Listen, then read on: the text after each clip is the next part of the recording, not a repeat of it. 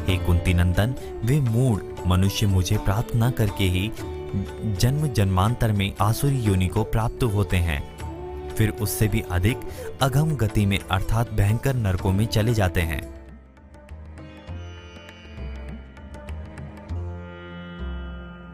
कृष्ण यहाँ पश्चाताप के साथ कहते हैं कि मैंने इन्हें अपना उद्धार करने के लिए मनुष्य शरीर दिया था, परंतु ये नराधम इतने मूढ़ निकले कि ये मुझसे ही द्वेष करने लगे और अधम गति को प्राप्त हो गए। मनुष्य शरीर की ऐसी विलक्षणता है कि दुराचारी से दुराचारी भी थोड़े समय में जीवन के अंत काल में भी कृष्ण की प्राप्ति कर सकता है। ऐसे क्रूर निर्दयी मनुष्य आसुरी योनियों में भी जाकर पाप से सर्वथा मुक्त नहीं होते, अतः उन बचे हुए पापों को नष्ट करने के लिए वे और भी भयंकर अधम गति को प्राप्त होते हैं। आसुरी प्रकृति के मनुष्य कामना, स्वार्थ और अभिमान के वशीभूत होकर जिन कर्मों को करते हैं उनके दो परिणाम होते हैं, बाहरी फल अंश और भीतरी संस्कार अंश। दुख पाने वालों का तो वही नुकसान होता है जो प्रारब्ध के अनुसार होना था, किंतु दुख देने वाले नया पाप करते हैं। इतना ही नहीं, दुराचारों के द्वारा अहमता में अर्थात संस्कार अंश से जो दुर्भाव बैठ जाते हैं, उनसे मनुष्य का बड़ा भयंकर नुकसान होता है। जैसे चोरी करने वाला अहमता में चोरी करने का भाव लाने से पहले स्वयं चोर बनता है और फिर चोरी करने से उस चोरी के भाव को और दृढ़ करता है। इस प्रकार चोरी के संस्कार उसकी अहमता में बैठ जाते हैं। संस्कार मनुष्य का बड़ा भारी पतन कराते हैं, उससे बार बार चोरी रूपी पाप करवाते हैं।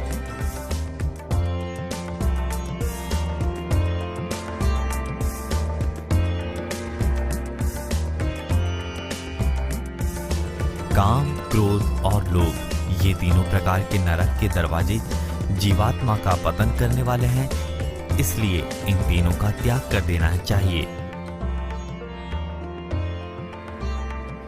आसुरी संपत्ति आती कहां से? संसार की कामना से। सांसारिक भोग और संग्रह में सुख बुद्धि और आकर्षण ही मनुष्य को नरकों की तरफ ले जाने वाला है।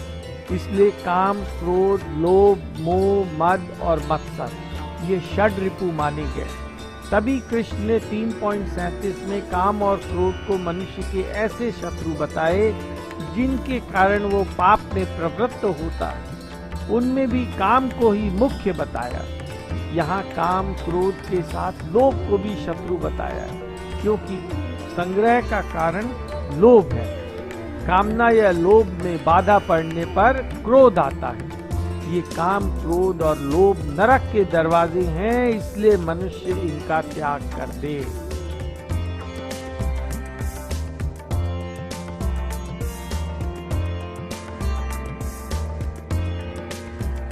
हे कुंती नंदन, इन नरक के तीनों दरवाजों से रहित हुआ जो मनुष्य अपने कल्याण का आचरण करता है, वह उससे परम गति को प्राप्त हो जाता है।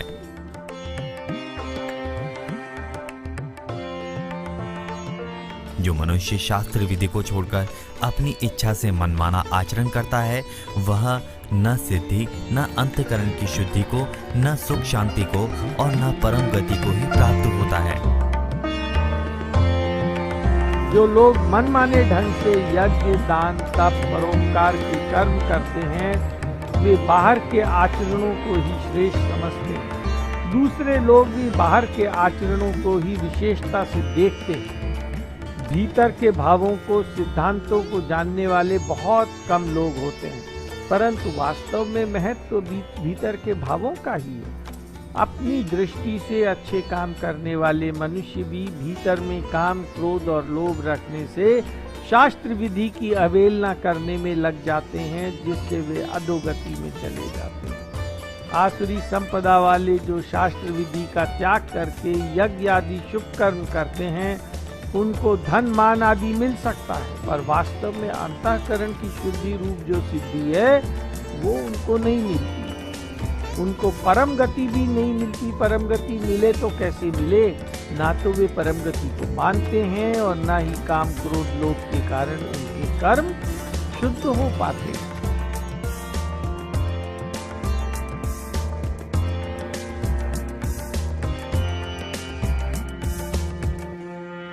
अतः तेरे लिए कर्तव्य अकर्तव्य की व्यवस्था में शास्त्र ही प्रमाण है।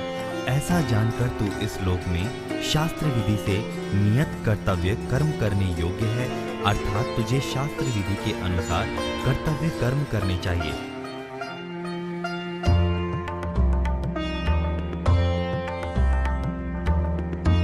तू कर्तव्य और अकर्तव्य का निर्णय करने के लिए शास्त्र को सामने रख।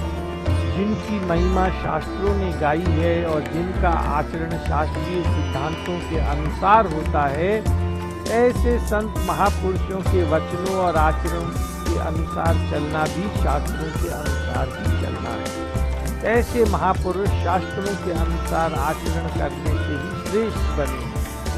अर्जुन समझ रहा था कि युद्ध करने से उसे पाप लगेगा, और कृष्ण ने 2:32 में बताया, अपने आप प्राप्त धर्म में युद्ध भाग्यशाली क्षत्रियों को ही प्राप्त होता है। इस स्वर्ग को देने वाला है।